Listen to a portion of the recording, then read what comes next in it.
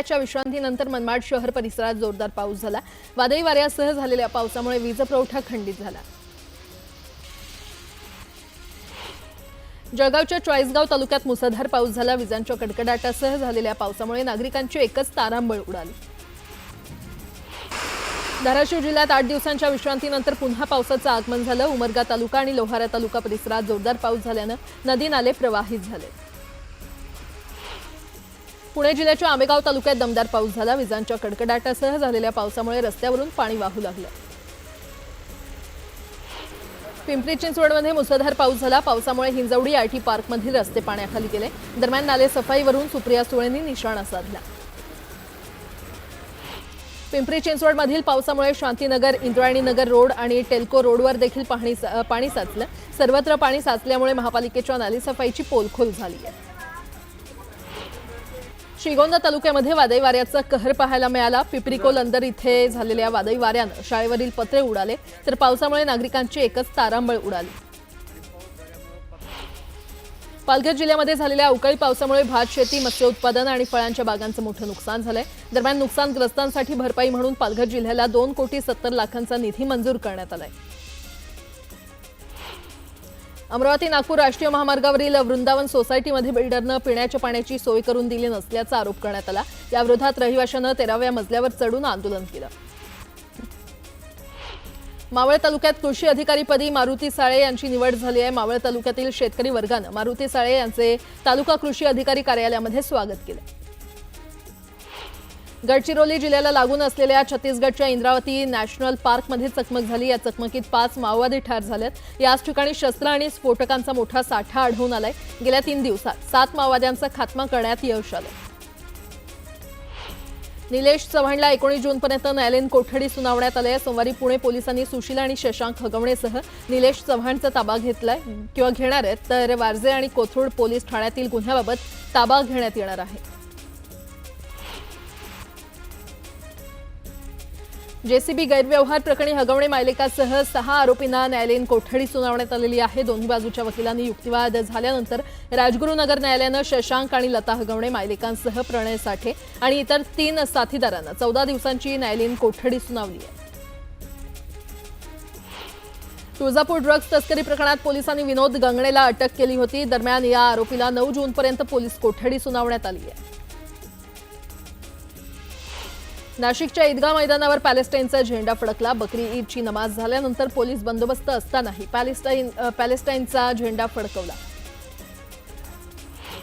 विठ्ठल रुक्मिणी मंदिर समितीच्या बैठकीत गोंधळ झाला। मंदिर प्रशासनाविरोधात सामाजिक संघटनांची त्यांनी घोषणाबाजी केली। बीव्हीजी कंपनीला दिलेला मनुष्यबळ पुरवठ्याचा ठेका रद्द करण्याची मागणी करत सेवाभावी वृत्तीनं काम करणाऱ्या वारकऱ्यांना सेवक म्हणून संधी द्या, असं सामाजिक संघटनांचं म्हणणं आहे। जमिनीच्या वादातून 2 गटात तुफान हाणामारी झाल्याची धक्कादायक घटना येवल्याच्या विसापूर इथे घडली। दोन्ही गटांनी एकमेकांवर लाट्याकाठ्यांनी जोरदार हल्ला केला। एकमेकांच्या अंगावर ट्रॅक्टर घालण्याचा प्रयत्न देखील झाला। या हाणामारीमध्ये 10 जण गंभीर जखमी झाले।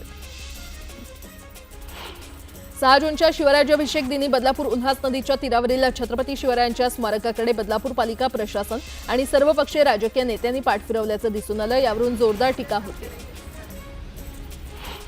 छत्रपती संभाजीनगर शहरातील बाबा पेट्रोल पंपाजवळील चौकात डीएडची परीक्षा देण्यासाठी आलेल्या परीक्षार्थी आणि रिक्षा चालकांमध्ये वाद झाला। या वादाचं रूपांतर हाणामारीमध्ये झालं। रिक्षा चालकाने चाकूने वार करून प्रवाशाची हत्या केली।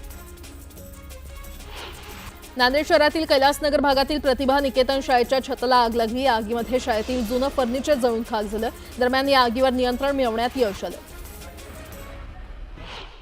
रांजणगाव तिहेरी हत्याकांडातील आरोपीला अटक करण्यात आली आहे। पोलिसांनी अहिल्यानगर जिल्ह्यातून आरोपीला ताब्यात घेतलंय। कपडे धुण्यासाठी नदीवर गेलेल्या मायलेकीसह पुतणीचा बुडून मृत्यू झालाय। नांदेड जिल्ह्यातील भाये गावात ही घटना घडली आहे। कोल्हापूर जिल्ह्यातील ज्योतिबाच्या डोंगरात चारित्र्याच्या संशयावरून पतीनं पत्नीची हत्या केली आहे। हत्येनंतर पती सोलापूर पोलीस ठाण्यात दाखल झाला आणि पत्नीची हत्या केल्याची माहिती पोलिसांना दिली। त्यानंतर सोलापूर पोलिसांनी या आरोपीला कोल्हापूर पोलिसांच्या ताब्यात दिलं। एसटीच्या चालक वाहकाला 4 तरुणांनी मारहाण केली। यवतमाळवरून अमरावतीकडे एसटी बस जात असताना 4 ते 5 युवकांनी ही मारहाण केली। हॉर्न का वाजवला या कारणावरून एसटी बसमध्ये राडा झाला। काल मध्यरात्री कॅटरिंगच्या कामावरून घरी परत येत असताना दुचाकी चालक आणि मालवाहू टेम्पोला जाऊन धडकला। या अपघातात दोघांचा मृत्यू झाला असून या घटनेचं सीसीटीव्ही फुटेज समोर आलंय।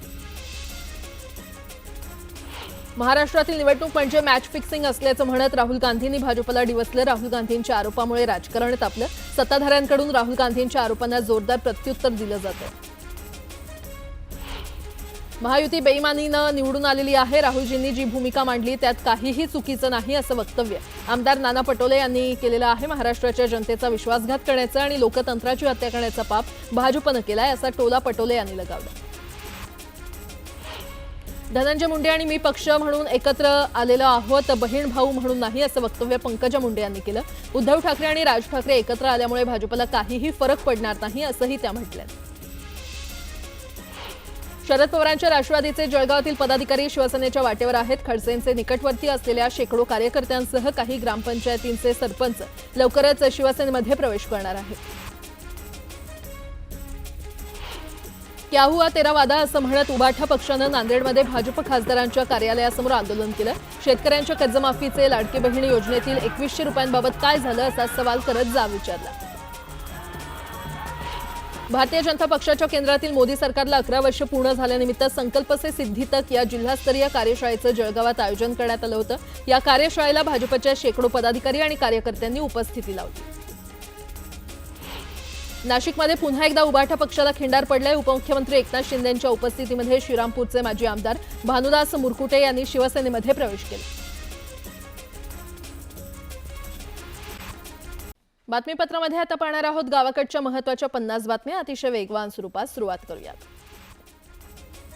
मे महिन्यात वादळी वाऱ्यासह झालेल्या मुसळधार पावसात नाशिक जिल्ह्यातील 12,156 हेक्टरवरील पिकांचं 35.21 कोटी रुपयांचं नुकसान झालेलं आहे। 1,469 गावांमध्ये 35,757 शेतकरी बाधित झालेत आणि या संदर्भातील अंतिम अहवाल प्रशासनाने राज्य शासनाला सादर करत निधीची मागणी केली।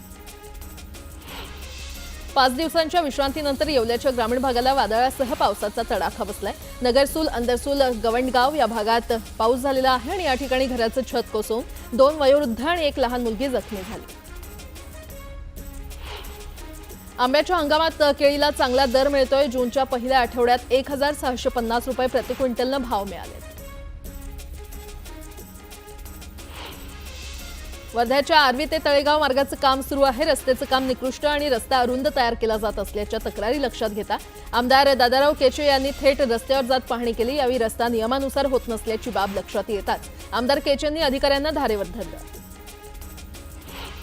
नवी मुंबईतील वाशी परिसरात गेल्या 2 दिवसांपासून रात्रीच्या वेळेस हवेच्या गुणवत्तेचा निर्देशांक धोक्याच्या पातळीवर पोहोचल्यानं नागरिकांना श्वास घेणं कठीण झालंय। डोळ्यांची जळजळ, घशात खवखव आणि दुर्गंधीयुक्त धुरामुळे संपूर्ण परिसरात गुदमरवणारे वातावरण निर्माण झालं असून नागरिकांच्या आरोग्याला धोका निर्माण झालाय।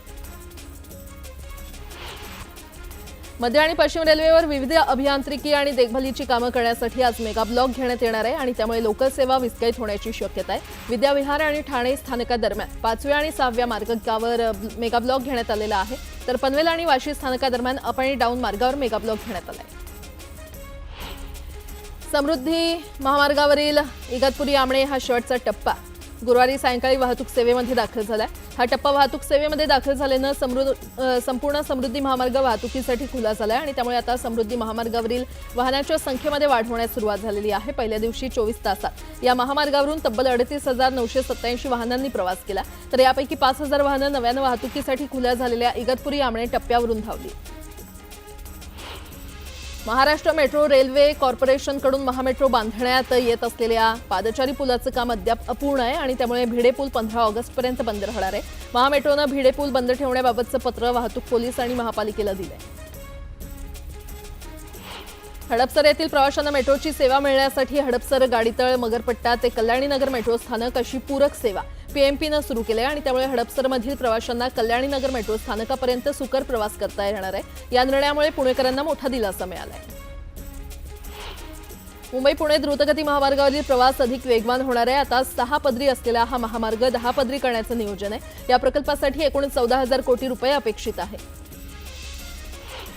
पिंपरीमध्ये पर्यावरणपूरक उपाययोजना करणाऱ्या गृहप्रकल्पांना प्रोत्साहन देण्यासाठी पिंपरी चिंचवड महापालिकेनं ग्रीन सोसायटी हा उपक्रम सुरू केलाय। स्थानिक पातळीवर उपाययोजना राबवून नागरिकांमध्ये पर्यावरणाबद्दल जनजागृती वाढवणं हा या उपक्रमाचा उद्देश असल्याचं महापालिका आयुक्त शेखर सिंह यांनी सांगितलंय।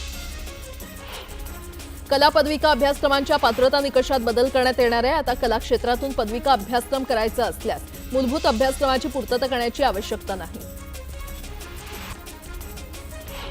विद्यार्थ्यांच्या सुरक्षिततेसाठी शालेय बस चालकांची पार्श्वभूमी तपासणं, दर आठवड्याला त्यांची मद्यपान आणि औषध चाचणी करण्याचा निर्णय शालेय शिक्षण विभागानं घेतलाय। शालेय विभागानं जारी केलेले नवीन नियम राज्यातील सर्वच शाळांना लागू करण्यात आले।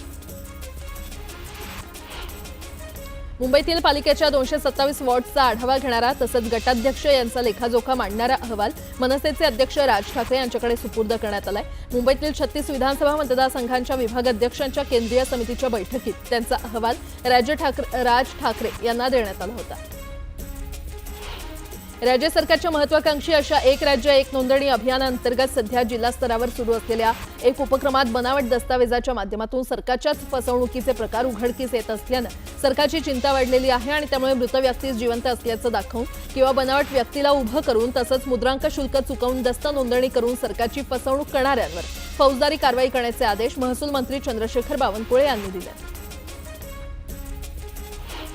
बदलती जीवनशैली आणि वाढतं तंत्रज्ञान यामुळे प्लास्टिकचं संकट हे सध्या मोठं आव्हान आपल्यासमोर असून प्लास्टिकमुळे अनेक प्रजाती नष्ट होत आहेत अशी चिंता मुख्यमंत्री देवेंद्र फडणवीस यांनी शनिवारी पुण्यात व्यक्त केली। प्लास्टिकच्या विघटनासाठी संशोधनाला प्राधान्य देऊन त्या दिशेनं काम करण्याची गरज असल्याचं फडणवीस यांनी स्पष्ट केलं। देशात पुन्हा एकदा कोरोना संसर्ग वाढत चाललाय। अनेक राज्यातील सक्रिय रुग्णांची संख्या वाढते आणि आरोग्य विभागाच्या ताज्या आकडेवारीनुसार हरियाणा, गुजरात, महाराष्ट्र, उत्तराखंड आणि पश्चिम बंगालसह इतर राज्यात नवीन कोविड रुग्ण समोर आलेले आहेत। राज्यात दिवसेंदिवस कोरोना रुग्णांच्या संख्येमध्ये वाढ होते। राज्यामध्ये शनिवारी 86 नवे रुग्ण सापडलेले आहेत आणि यामुळे रुग्णांची संख्या 1362 वर पोहोचली आहे, तर मुंबईतील रुग्णांची संख्या 640 इतकी झाली आहे। वैष्णवी हगवणे मृत्यू प्रकरणात अटकेत असलेल्या निलेश चव्हाणची येरवडा कारागृहात रवानगी करण्याचे आदेश शनिवारी न्यायालयानं दिले। वैष्णवीची सासू लता, नणंद करिश्मा, पती शशांक यांचे मोबाईल संच चव्हाणकडून जप्त करण्यात आले। चव्हाण आणि आरोपींमध्ये झालेलं संभाषण तसंच संदेशाची तांत्रिक तपासणी करण्यात आली असून पोलिसांकडून तांत्रिक पुरावे संकलित करण्यात आले। व्यवसाय शिक्षण आणि प्रशिक्षण संचालनालयानं राज्यातील कौशल्य शिक्षण देणाऱ्या ITI मधील विविध अभ्यासक्रमांचं सुधारित वेळापत्रक जाहीर केलंय। सुधारित वेळापत्रकाप्रमाणे विद्यार्थ्यांना 26 जूनपर्यंत अर्ज करता येणार असून प्राथमिक गुणवत्ता यादी 30 जून रोजी जाहीर करण्यात येणार आहे, तसंच पहिली गुणवत्ता यादी 9 जुलै रोजी जाहीर करण्यात येणार आहे। 11वीसाठी ऑनलाईन प्रवेश प्रक्रियेमध्ये ज्यांचे प्रवेश अर्ज अपूर्ण असतील त्यांना 5ही प्रवेश फेरीमध्ये नोंदणी करता येणार आहे। तसंच महाविद्यालयाचा पसंतीक्रम देखील भरता येणार आहे। CBSE तत्सम मंडळाच्या कनिष्ठ महाविद्यालयात जर ATKT सवलत लागू असेल तर त्याच मंडळाच्या महाविद्यालयांमध्ये 11वी प्रवेशासाठी ATKT लागू असेल।